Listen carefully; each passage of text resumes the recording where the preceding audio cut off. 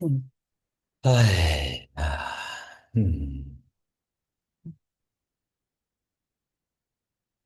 Inviting those who we work with in the realm of the invisibles to be Yours. present here, Mm. to support us, to hold space. And connecting with our higher selves and with the body of earth, Mm. earth and sky, and all that is here where we are. Inviting all our allies, ancestral, lineage based, plant and non human allies to be present and work with us together in this space, to bring through the frequencies that are necessary Yeah. and open the channels that are needed within the people for Mm. this medicine to land. And really deeply inviting the Madonna frequency to be present here in all of her faces and forms, the Madonna frequency, not only of human form, but of all forms.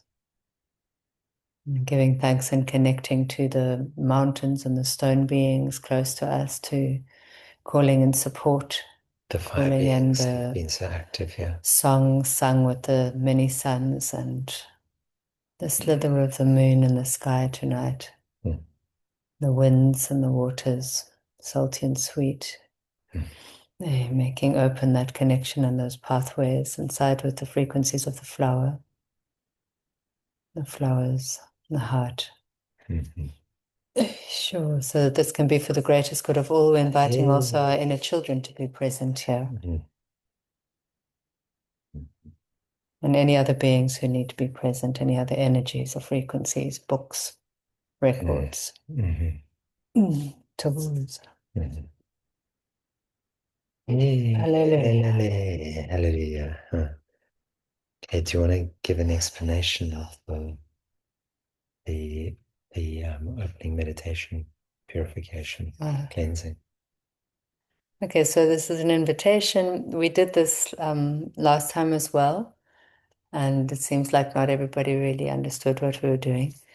Also have to change the audio settings. So you put it on the live setting or something like that.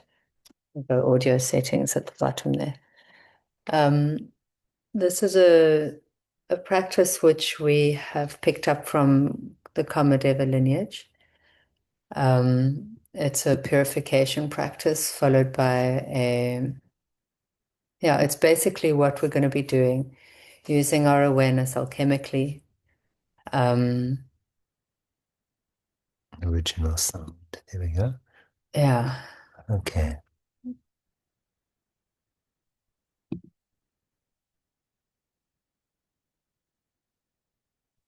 Okay.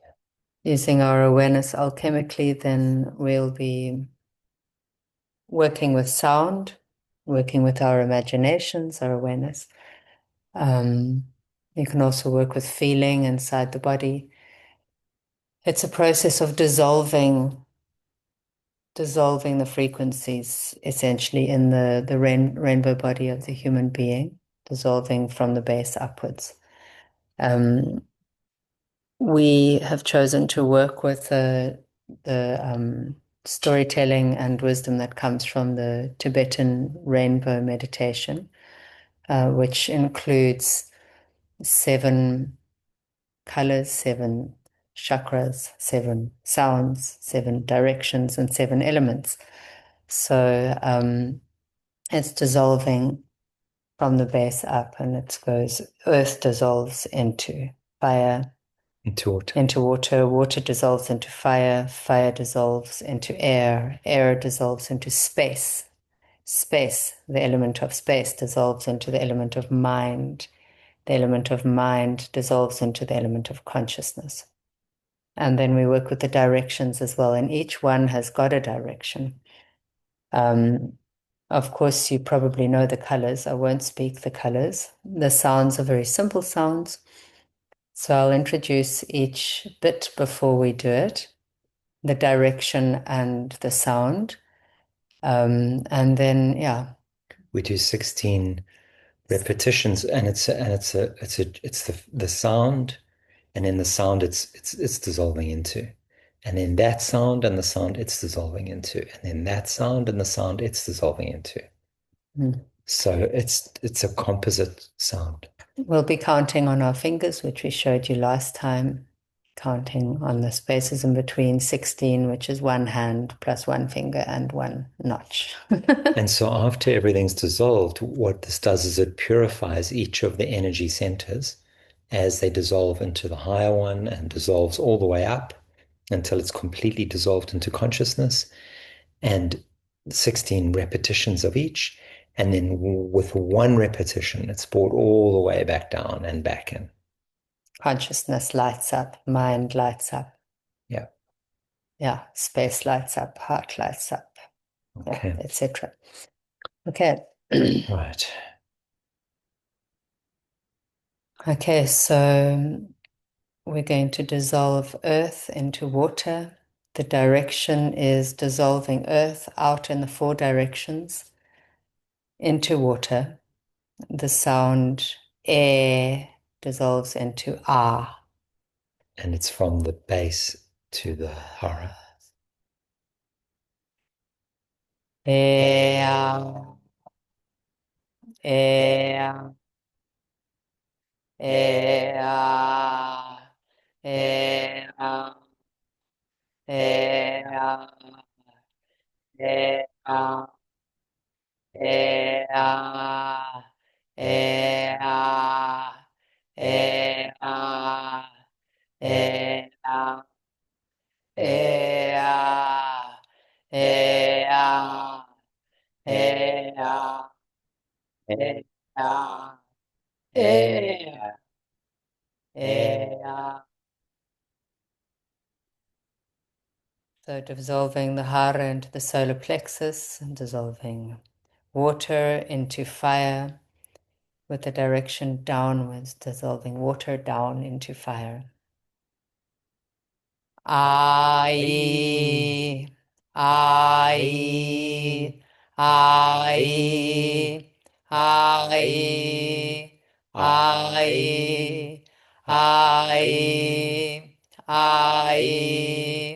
I, I, I,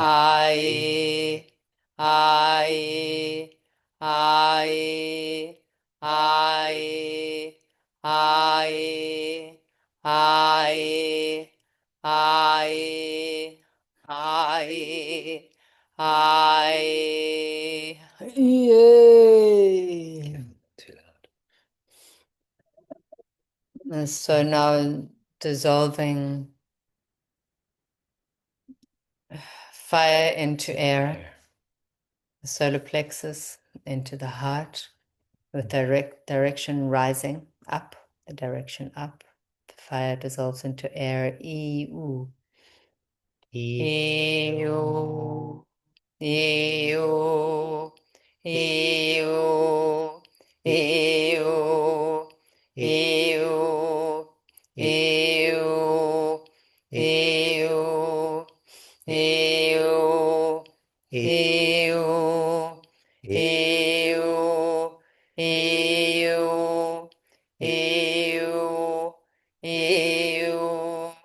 eu, eu, eu, eu. Ei. Okay, dissolving air, yeah, into space, the element of space. The direction is all directions, which means inward, outward, up, down, all the directions. The sounds oo, oh, the most round mouth shape. Ooh. Ooh, ah, ooh, ah, ooh, ah, ooh, ah, ooh, ah, ooh, ah, ooh, ah, ooh, ah, ooh, ah, ooh, ah, ooh, ah, ooh, ah, ooh, ah, ooh, ah. Ooh, ah, ooh, ah. So now dissolving space, the element of space, into the element of mind through the direction of the ever-expanding sphere. Mm. Om, Om, Om, Om, Om, Om, Om, Om, Om, Om, Om, Om, Om, Om, Om, Om.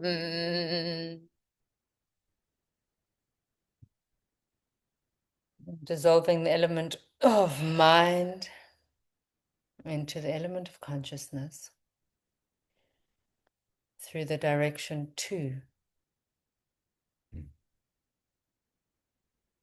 Mz, mz, mz,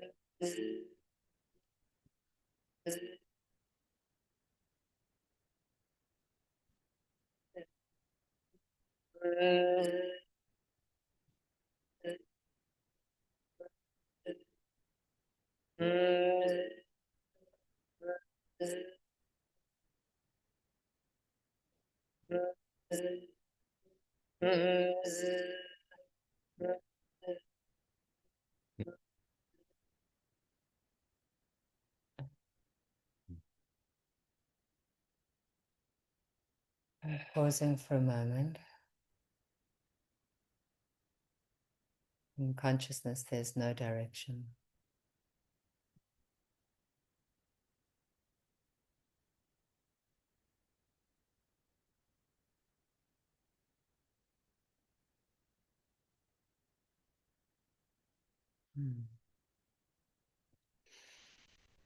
We need to light up our bodies again with fresh new light from the top to the bottom. I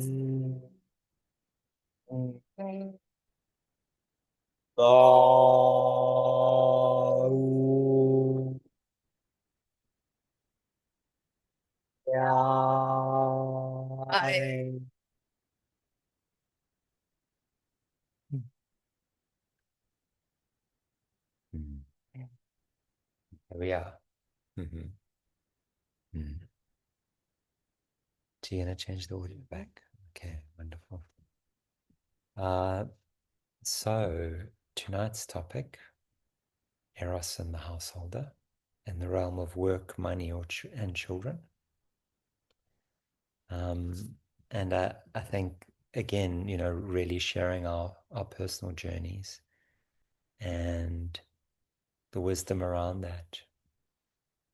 I think for me, I was never inclined to monasticism, but I used to consider myself a renunciate, essential renunciate, or an erotic renunciate.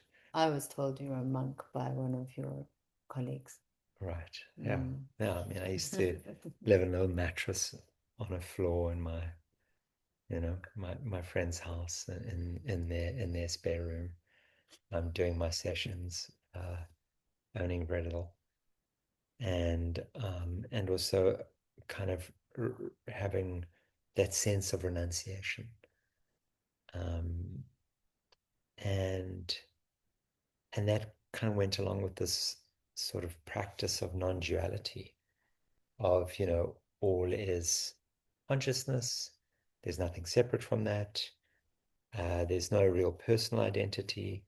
There's simply this functioning of this being, and really that sense of lack of identity was quite pronounced. And then something shifted, and that was my work with animism and with returning into life, into personal preference, and Eros was definitely a part of that. And it was also a desire to renouncing.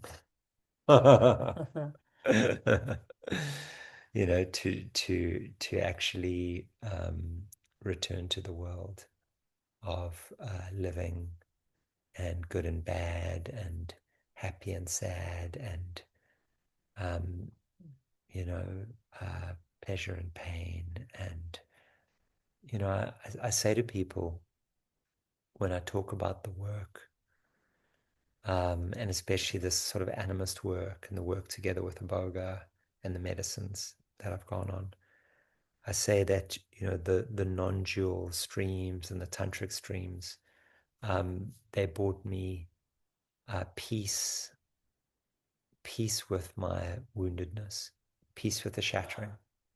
You know, my primal wound and the early shattering of my life and the discovery of suffering. I was at peace with it. It is what it is. It's how it is.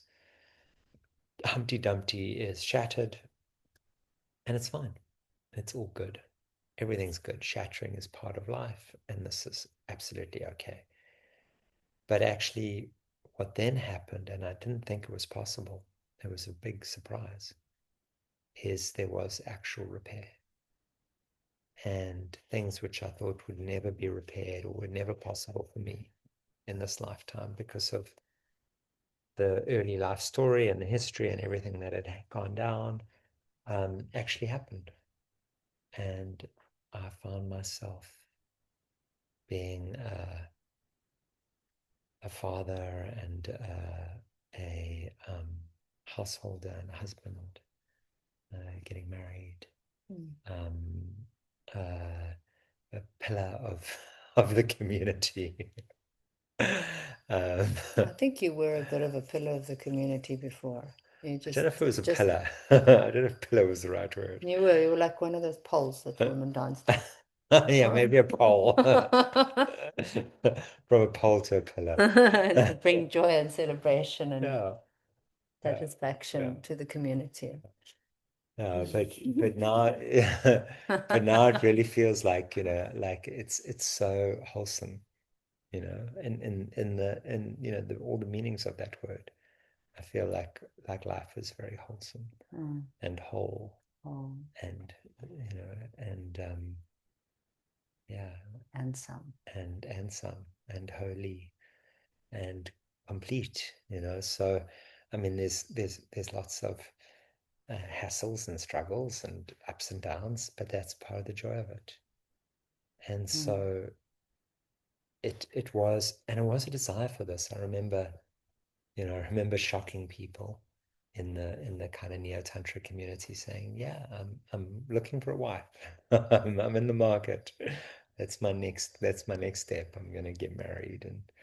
And everybody's like, what? And then they thought I was taking the piss. And then next thing I was getting married, and everybody's like, wow, okay, that's happening. And that was through an expressed desire, you know, to do that and to have that happen. And I think, you know, we can have what we want. We just need to keep on. And maybe it's not fast. You know, maybe some desires take a long time to manifest. But you just keep that that ember tended and fed. And you know it's not time for this one to, you know, catch a flame right yet. But you can just keep feeding it a little bit and keep it alive. And because you know, we know the calling, the deep soul calling and yearning. Whatever it may be. Yeah, whatever it may Yeah. be. And Yeah. so, you know, keep going. I think it's Rania Maria Rilke who says, you know, whatever happens to you, just keep going because no feeling is final. You know, it doesn't end. I'll find the exact quote because it's really great. It's a beautiful poem also. I'll drop it into the chat. Rilke is a master of Eros. Um, so yeah, that's how I found myself here and in the journey of the householder. I became a mum early. I was a mum already. I gave birth. I was in labor on my 23rd birthday. So that was quite early. And I was thinking about it earlier, and there's quite a big difference between then and now. Mm, Um, I remember, similar to you, a distinct time in my life where I suddenly realized that I had been being a martyr mm, my whole life. I had been serving because, as you guys know, I think already, I started serving through everything that I was doing, serving the greater good, um, when I was 21.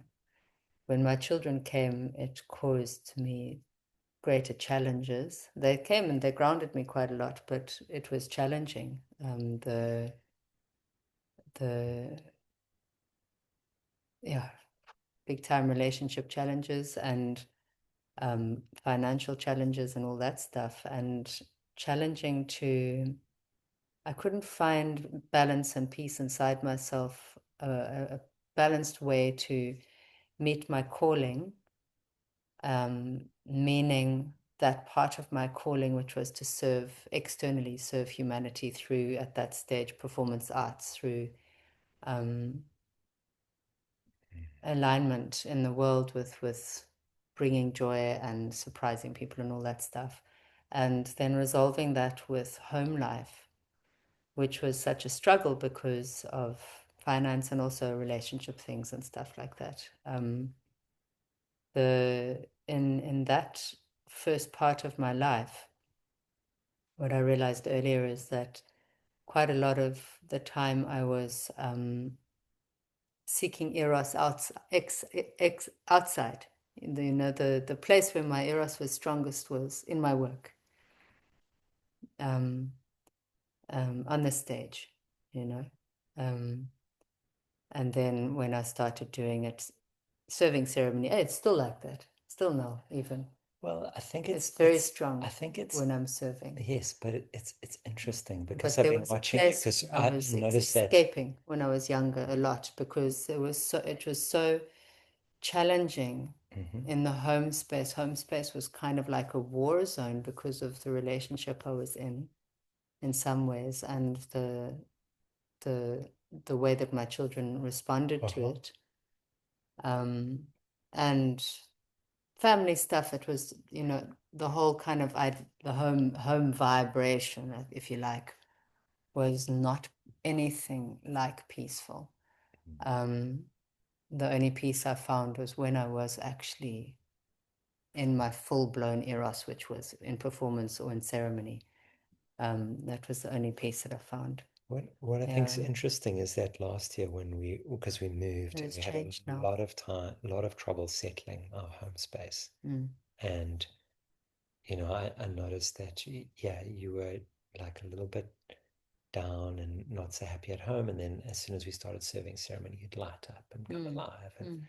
feel, but just in the last little while, as we started getting For the last better, month, we haven't been working so much on the outside. We've had a break from work, from service, and so we've been settling. We've been putting up shelves and sorting out boxes, and yeah, my whole system is having a birthday party, birthday settling. gathering. Yeah, no, I'm able to be here now and flow. It, I was explaining it to Sai actually. I said, like this thing about the skin is the container for the waters within, and if the skin is shaped rightly, and the skin is our environment. If the skin is shaped rightly, then the waters within are able to flow and sparkle and remember and be alive and be in contact with all of the waters. And yeah, we haven't had an environment like that, a But living environment for so here's a ages. question here. How do you meet the challenge of remaining erotically alive while meeting the relentless needs of family life? That's very much a big one for me, is having a good Prepared prepared environment. environment. Yeah, that where everything has got a place. It doesn't, when you've got kids, they're not going to stay in their places, not for very long, but everything has got a place, and it can go back into its place, and it's beautiful. The place isn't in a box in a corner underneath another box. It's the environment is inspiring to you. It's beautiful. When you look around, then you can see the fruits of your labor. You can see the flowers that have grown from the tree that is your life, you know. And it's yeah. Then it doesn't matter if there's some mess because Yeah. you know, and some chaos because yeah, there isn't excess. There isn't excess stuff. I think for me it's about finding the joy in those things, you know, in the daily life, the relentless needs of daily life. How do you find enjoyment in it? And then if it really is something which you're not finding enjoyment in it, how can you outsource it or buy a Insource device it. to to take care of it, or work out a system or a hack or a way around it? And then that becomes, you know, it's interesting because so take the DIY. I had like a real resistance to starting to do it because, you know, like my preference is outsource it, and then you know we've been going through a period of some money what would you say, We have carefulness around money, yeah. and so it was like, okay, We've we're got a not, pull, not a flow. yes, yeah. At the And moment. until the flow picks up, we just need to be careful. Mhm. And so it was like, okay, we're not actually going to hire somebody. We're gonna do this. We got a whole lot of tools, and we've got lots of extra wood from the building we did on the land. So let's give it a go. I have loved it so much. I've loved I've discovered that I love taking old buggered up pieces of wood and sanding them with a machine and slowly coaxing the like getting the glue off and you know and coaxing the beauty out of the wood again. It's the most wonderful thing. And And at the same time, being in right posture with my back straight so I'm not hurting any parts of my body and swapping arms and breathing and being out in the wind in the nature with the long view that we have here. yeah, And yeah, I've also been enjoying it because you've been in your work clothes, looking quite hot, with the sander vibrating. It's it's been so great. great. Yeah. And then watching Sai like get it right, watching him get it right, and his But watching not always, but watching the mind start to think really practically and watching new muscles grow. well, I think what happened is it was I don't like being bad at things. I like to I like to be really good at what I do. And you know, my skill level started off pretty damn low. But then, you know, a few YouTube videos and some consultation and some puzzling it out, and then a little bit of experience, and then things started going better. Still made lots of mistakes, like drilled the holes in the thing which goes underneath the shelf, and then mistakenly turned it around so the holes were the wrong way. So then when I'd attached it to the wall, the thing, I was like, I put the spirit level on this. I'm sure it was level, but I turned it around and put Yeah, in the holes the wrong classic. way.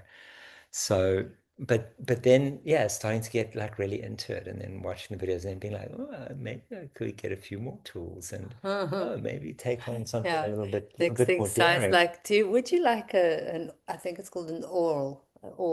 It's a this machine that you can it's got all these little attachments that go on it that you can Yes, shape wood with and carve, you know, like very freely for your birthday. Do you want, should it's we the get one? a Dremel, A Dremel. yeah, mini drill. Yeah, well, there's this other thing that does all the stuff. Yeah. That's great. I love it. Yeah, Mm. so and and that yeah that's been, you know, the thing is, and it's been the same with parenting also, you know, when you start, instead of viewing things as like a, you know, when something is feeling hard or difficult, it's like I'm not in quite the right posture. Mm. Like, you know, so when you're sawing and it's really hard, am I relaxed? Am I moving from my center? Am I, same thing when I'm parenting, you know, That's the worst. when we're getting the same response when you're parenting, what, you know, how do you, should you be going for more distraction? Should there be more playtime? Should there be different foods? You know, like The time to run them around the house 3 times. what's the conundrum and the puzzle? and how can it be more fun?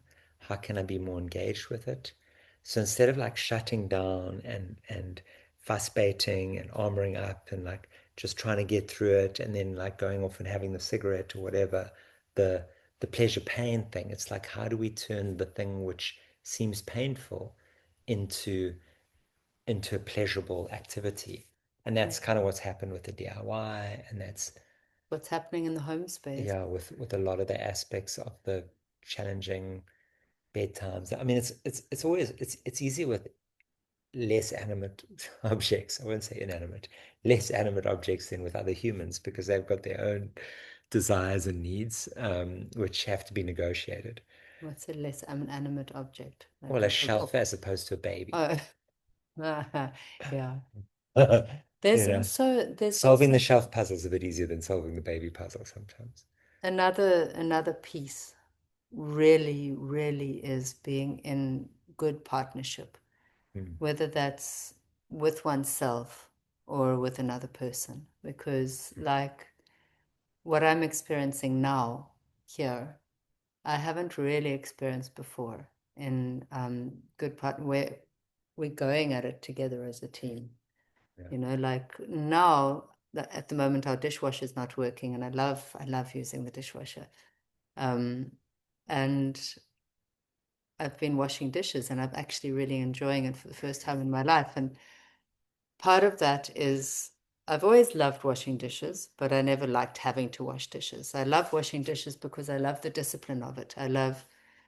I love washing them in the right order so that the cleanest stuff stays like sparkly and you know the Yes. and I love stacking them so that they don't drip all over each other The and so Julie that Andrews transmission. yeah when you're packing away then it's easy to pack away because there isn't just a mountain of chaotic dishes that are all mixed up in dear makar. So I've always loved washing dishes, but previously it I've got was a bit of the just same thing about mopping the floor, tedious. It was tedious and and less so about washing the dishes. time that I didn't have or didn't want to use for that. And it was a pain in the ass Although, because it had to be my job or something. although if you've got a good audiobook, washing the dishes is amazing.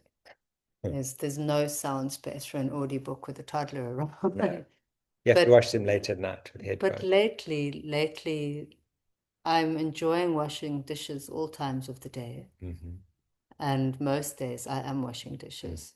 And one of the things is that we're in good teamwork. We're in really being able to be in good teamwork with your life. Now, I'll say it like that again because if it mm, was just me on my own with Niobe, not with Sai and Niobe, then you know it would be the same thing, the practice of mm, finding ways to be in good teamwork with myself and all of the objects in my world that need to be mm. worked with in order for this container In relationship. to be a healthy container for Yeah. me and Mm, Niobe, our child, or my child, to have flowing, alive, healthy, happy waters that aren't getting stagnant and mm.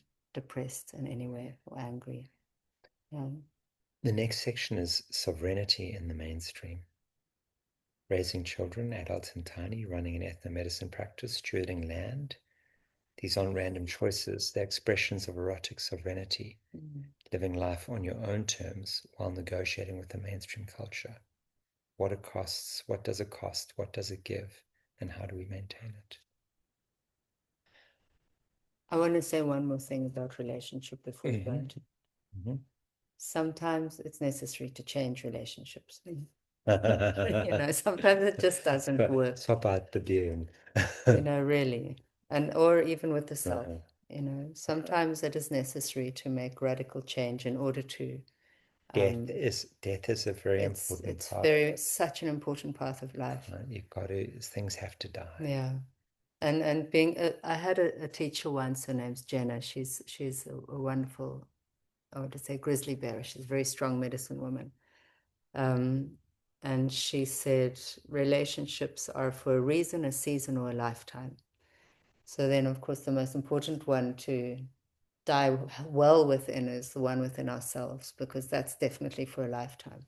Mm, Yeah, yeah, and it's good to recognize the difference. yeah. Mm.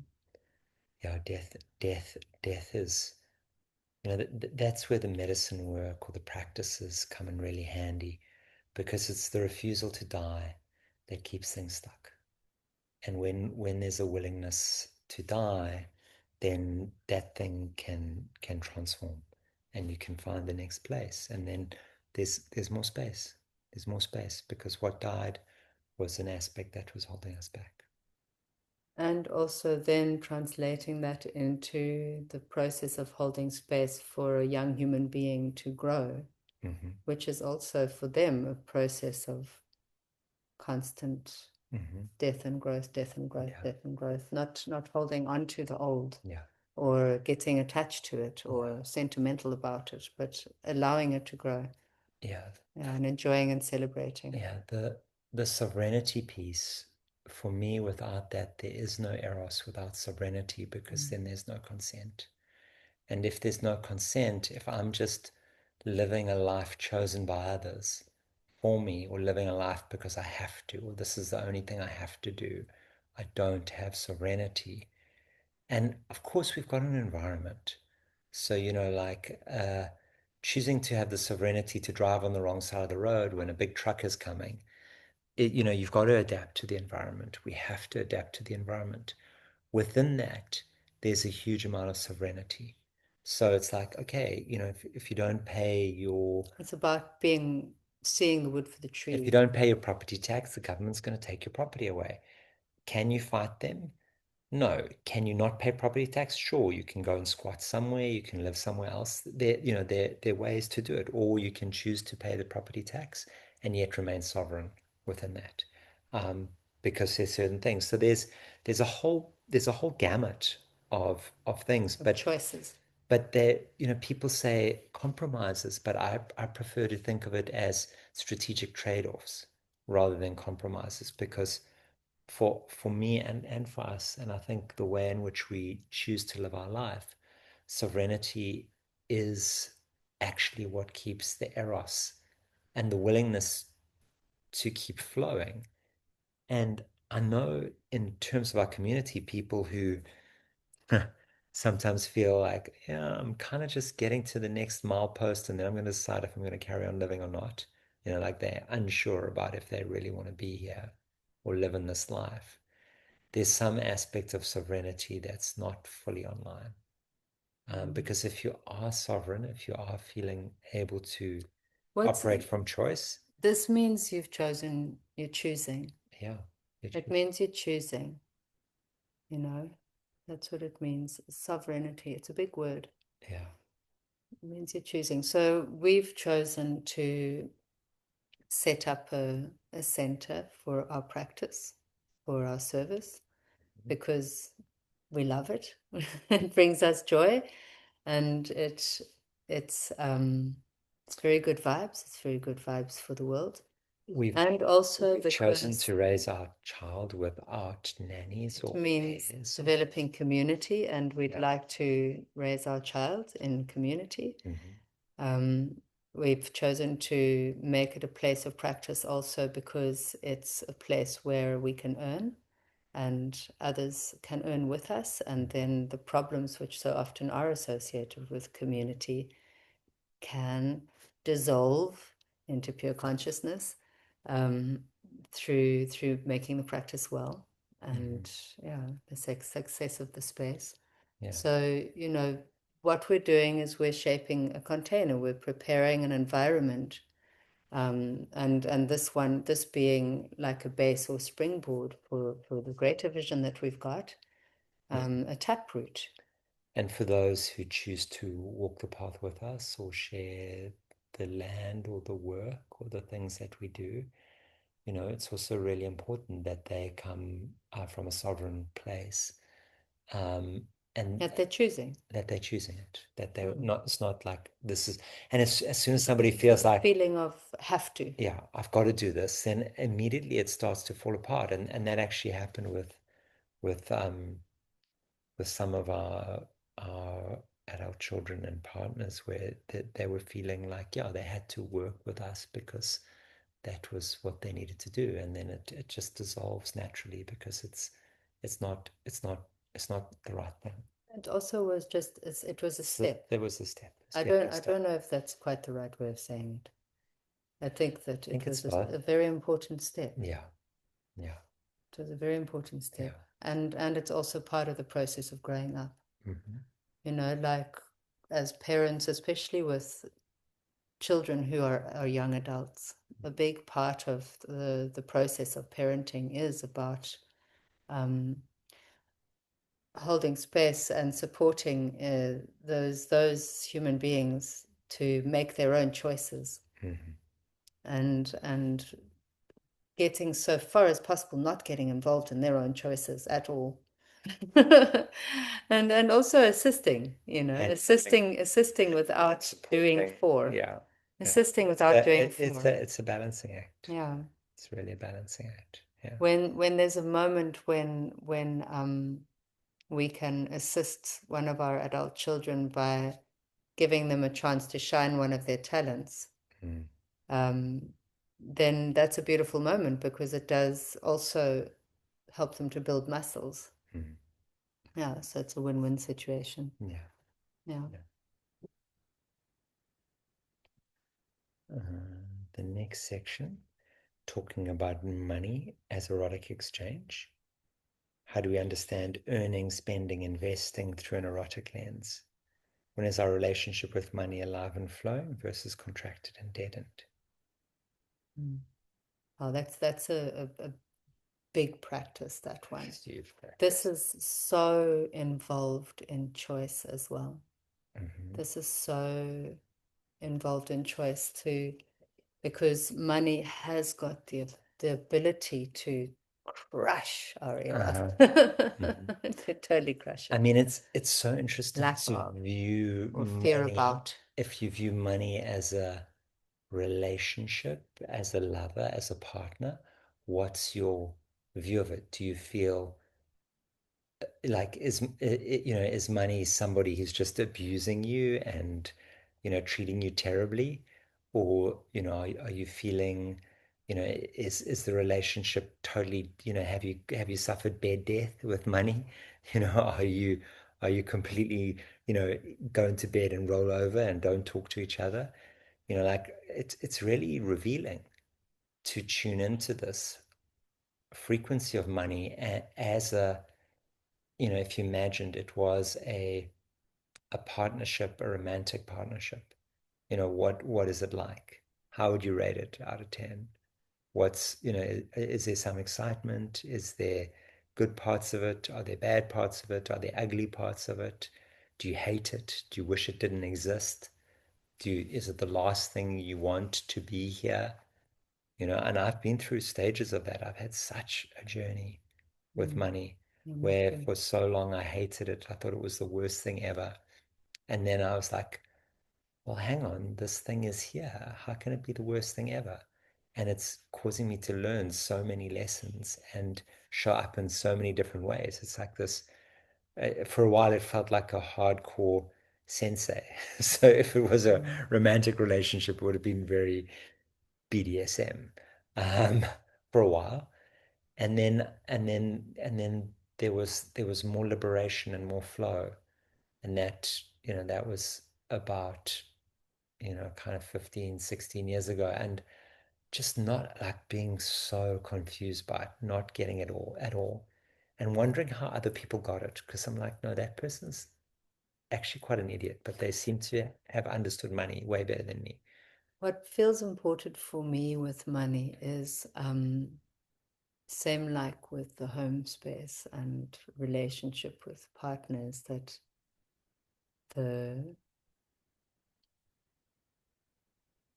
it's it's a joyful experience, that it's because what I notice is that when we or when I am making money, when there's a now, as I said, we've got a pull at the moment rather than a flow.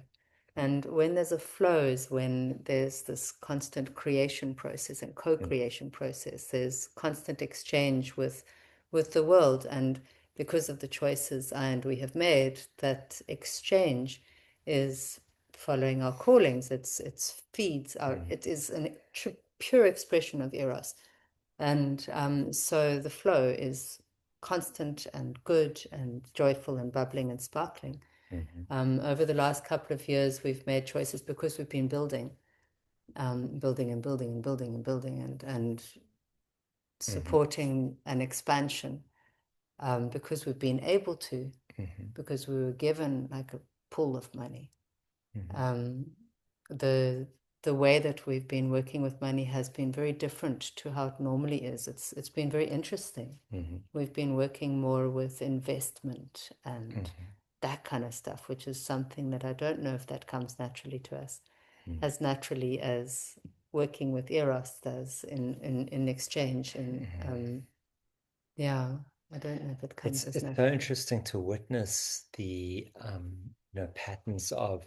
I think we're going to do this episode again in a few years' time, Yeah. because we will have grown in all of Well, these I think departments. also, like money can be a whole dialogue just about it Yeah, because there's so much to it and there's so many stories to yeah, share and yeah, there's so much excitement and fear and contraction and I think it's a big topic of how Eros as money flows through the system, um, and and works. So I think there's a lot there, but just to say that it certainly for me, when there is excitement and energy and interest, when I really enjoy the work, when I feel active and alive and inspired by it, when I feel like my worth is being met. Um, and some people say, "Oh, I'm worth more than that. I should charge more than that." I'm like, price is strategic. It doesn't determine your worth. You a person's worth cannot you can't put a monetary value on it.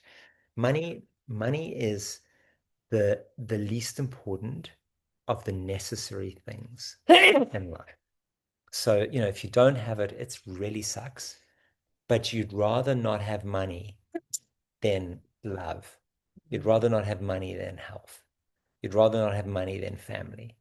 You'd rather not have money than God. So if you take anything that's critically important, you would choose it over money.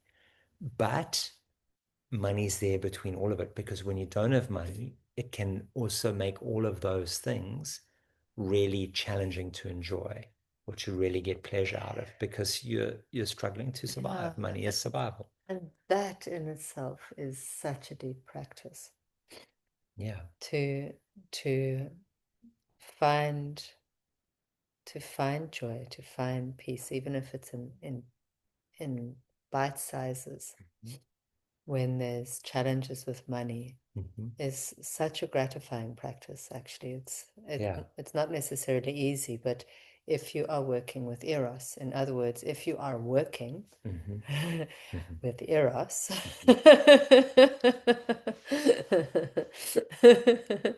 then silly, No, it's then good. It's good then working with arrows. you know, then the bite-sized chunks come whenever you're working.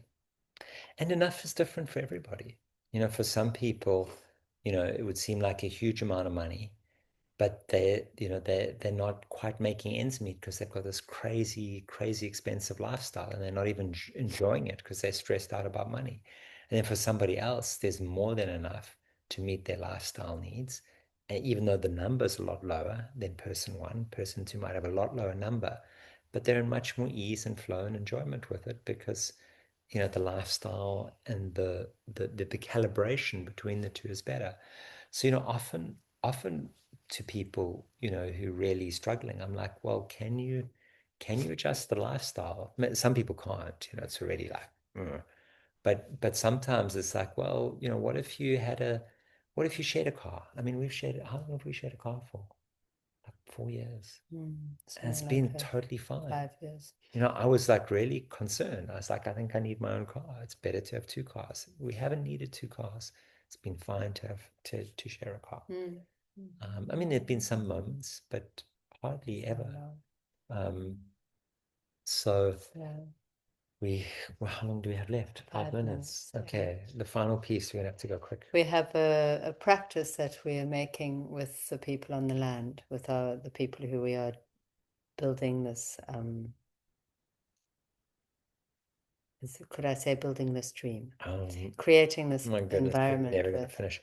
No, Work it that was way feeds the too much soul work. versus work that pays the bills. Parenting as erotic practice and integration. Let's do the integration. How do you integrate it all?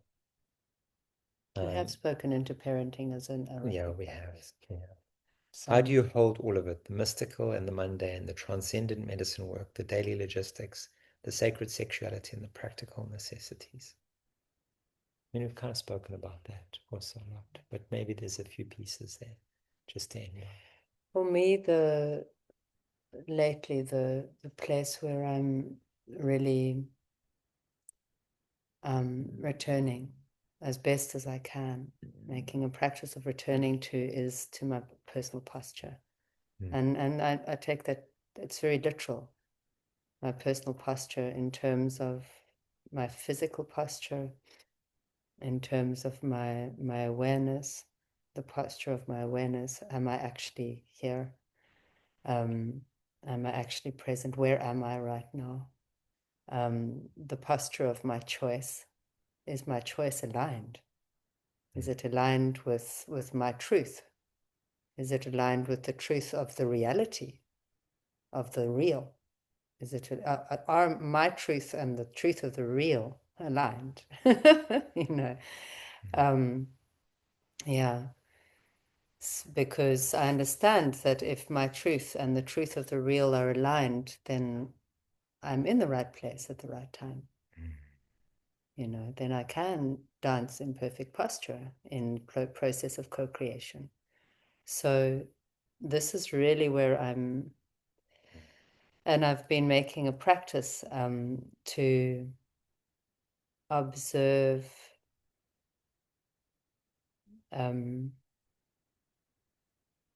my posture. I suppose you could say in word as well. In word, standing from a place of as much stillness as possible. Making that thing of moving when necessary. Yeah.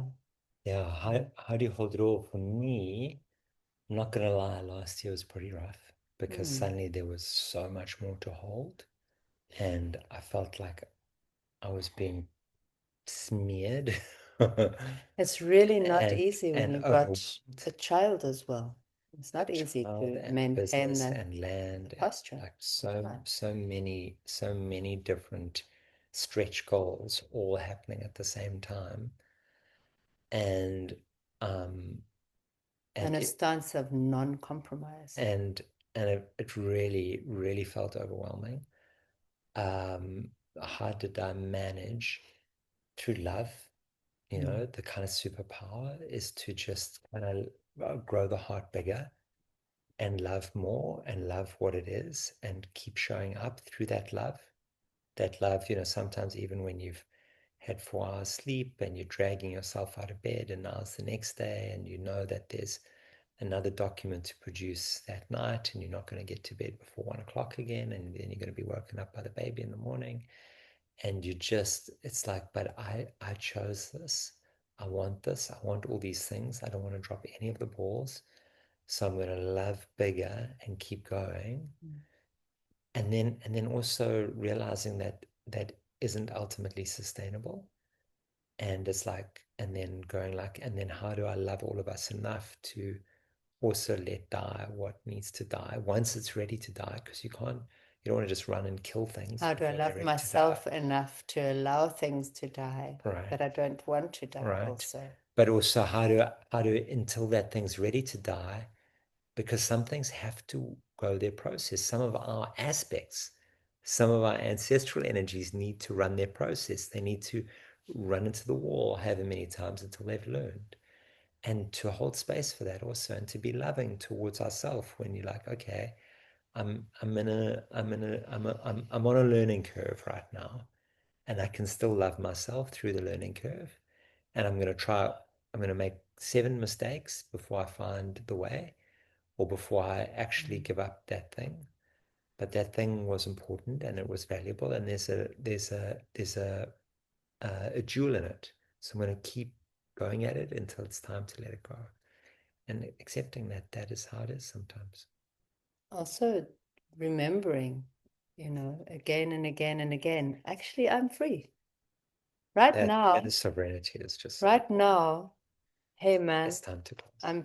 I'm being like my nipples being pulled like this, and I'm, and this and this and that's happening, and I really would like to actually finish writing this message, but I am actually free. We give thanks. Yeah.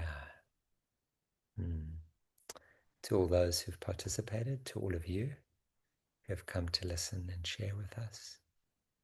Yeah, we're so grateful, and we it's been amazing, and the wisdom that we've heard and that has bubbled up, and that wisdom which has bubbled up not just in the words that have been spoken, but in the feelings that have been felt, and in the heart frequency transmission through the field. We're so grateful for. May we grow and learn until we die, Mm. and remember that we're doing that. May remember to die again and again and be reborn. Mm. I'll give thanks to the lineage and all the beings who have been working with us tonight. Marcos. See you in two Right there, weeks. Much love. short and sweet. Mm-hmm.